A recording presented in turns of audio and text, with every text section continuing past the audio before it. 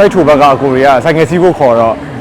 ကားပေါ်ဆင်းပြီးဆိုင်ငယ်စီးပြီးတော့သွားပြည့်သေးတယ်စီးပြည့်ကြသေးတယ်ဟုတ်ပြောဖို့ကောင်းပါတယ်သွားချင်တာတော့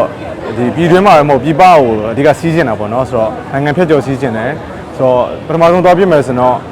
3နိုင်ငံလောက်ရင်သွားပြည့်မှာပေါ့ထိုင်းလာအိုကမ်ဘောဒီးယားအဲ့လိုမျိုးလေးတော့စီစဉ်ထားတယ်ဒီနှစ်ထဲမှာတော့နောက်နှစ်လောက်တော့အဲ့လိုစူးစမ်းပြီးတော့သွားမှာ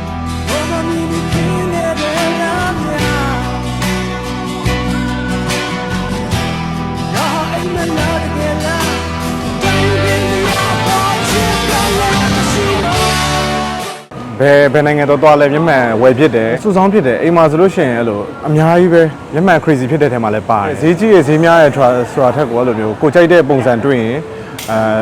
ဝယ်ဖြစ်တာပေါ့နော်တခါကျလည်းဈေးကြီးရဲ့ဟာမျိုးဝယ်ဖြစ်တယ်တခါကျလည်း